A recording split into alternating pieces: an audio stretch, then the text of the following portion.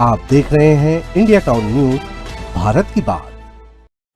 नमस्कार, आप देख रहे हैं इंडिया टाउन न्यूज और मैं हूं आपके साथ हर्षिता। छत्तीसगढ़ के सरकारी स्कूल में नए सत्र से एक बड़ा और चर्चा में बना हुआ बदलाव लागू होने जा रहा है।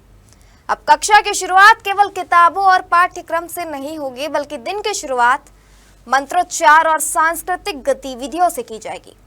सरकार का दावा है कि यह कदम बच्चों के समग्र विकास यानी उनके बौद्धिक, नैतिक और सांस्कृतिक निर्माण को ध्यान में रखकर उठाया गया है। लेकिन इस फैसले से सियासी हलकों में भी हलचल मचा दी है।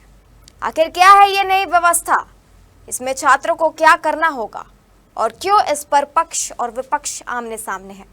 इन्हीं सवालों के जवाब के साथ देखिए हमारी एक खास रिपोर्ट।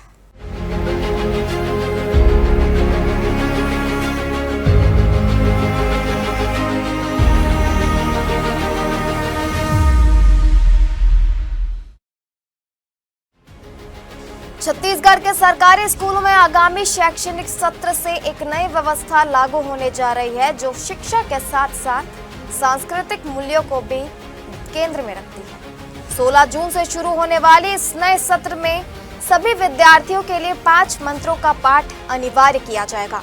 अब तक जहां स्कूलों में सामान्य प्रार्थना के साथ दिन की शुरुआत होती थी, वहीं अब इसमें महत्वपूर्ण बदलाव किया गया है। नई व्यवस्था के तहत सुबह की प्रार्थना सभा की शुरुआत राष्ट्रगान और राष्ट्रगीत से होगी, जिससे विद्यार्थियों में देशभक्ति और राष्ट्रीय भावना को मजबूत करने की कोशिश की जाएगी। इसके बाद दीप वंदना, सरस्वती वंदना और गुरु मंत्र का सामूहिक उच्चारण कराया जाएगा, ताकि छात्रों को भारतीय परंपराओं और सांस्कृतिक विरासत से जोड़ा जा सके। इस संबंध में राज्य के शिक्षा मंत्री गजेंद्र यादव ने गुरुवार को मीडिया से बातचीत करते हुए स्पष्ट किया कि सरकार का उद्देश्य शिक्षा को केवल किताबों तक सीमित रखना नहीं है। उनका कहना है, अब पढ़ाई की शुरुआत मंत्रोच्चार से कर छात्रों के अंदर अनुशासन, एकाग्रता और सकारात्मक सोच विकसित करने पर जोर दिया जाएगा। उन्होंने यह भी कहा कि प्रतिदिन राष्ट्रगान और राष्ट्रगीत के माध्यम से विद्यार्थियों में सांस्कृतिक और राष्ट्रीय मूल्यों को मजबूत किया जाएगा, ताकि वे न सिर्फ पढ़ाई में बल्कि अपने आचरण और विचारों में भी संतुलित और जागरूक नागरिक बन सके। सरकार इस पहल को शिक्षा प्रणाली में एक व्यापक बदलाव के रूप में देख रही है, जहां एकेडमिक ज्ञान के साथ साथ नैतिक और सांस्कृतिक शिक्षा को भी समान महत्व दिया जाएगा। प्रतिदिन राष्ट्रगीत, राष्ट्रगान के साथ 2-3 मंत्रों का उच्चारण, मंत्रों के उच्चारण के साथ साथ एक महापुरुष जो उस महीने में जिनका जन्मदिन रहे, जैसे जुलाई में किसी महापुरुष का जन्मदिन है, उसके 2-5 मिनट के लिए एक व्याख्यान मन से होगा।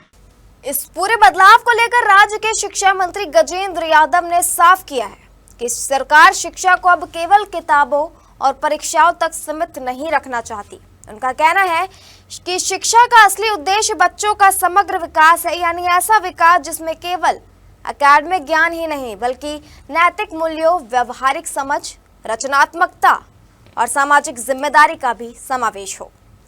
उन्होंने बताया कि जब बच्चों को 12 खड़ी से लेकर आधुनिक तकनीक जैसे आर्टिफिशियल इंटेलिजेंस (AI) तक की जानकारी दी जाएगी, ताकि वे भविष्य की चुनौतियों के लिए तैयार हो सके। इसके अलावा हर महीने 2 से 3 महापुरुषों पर व्याख्यान आयोजित कर छात्रों को उनके जीवन और विचारों से प्रेरित किया जाएगा।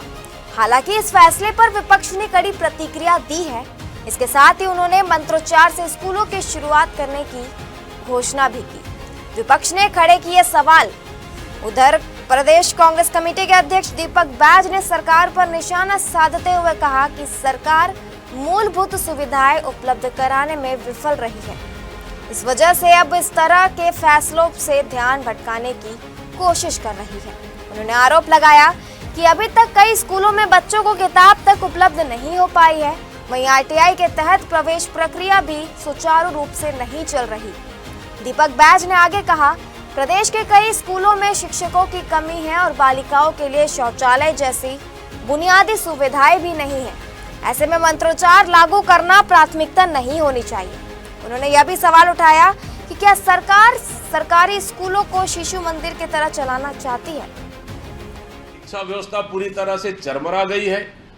शिक्षक भर्ती कर नहीं रहे, शिक्षा मंत्री को इस पे होमवर्क करना चाहिए, ना कि स्कूलों में मंत्रोच्चार के लिए होमवर्क कर रहे हैं। क्या सरकारी स्कूल को भी शिक्षा मंत्री सरस्वती शिशु मंदिर बनाने जा रहे हैं क्या?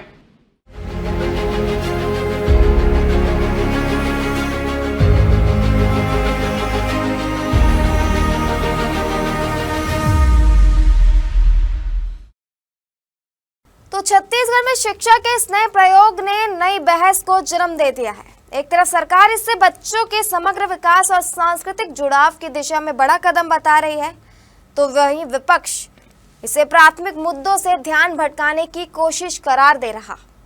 अब सबसे बड़ा सवाल यह है कि क्या मंत्रोच्चार से शुरू होने वाली यह नई व्यवस्था वाकई शिक्षा की गुणवत्ता में सुधार ला पाएगी या फिर यह सिर्फ सियासी बहस तक ही सीमित रह जाएगी। फिलहाल नजरें 16 जून से शुरू होने वाले नए सत्र पर टिकी है, जहां इस फैसले का असर जमीनी स्तर पर साफ दिखाई देगा। इसी के साथ मुझे दीजिए इजाजत और आप देखते रहिए इंडिया टाउन न्यूज भारत की बात। नमस्कार। आप देख रहे हैं इंडिया टाउन न्यूज भारत की बात।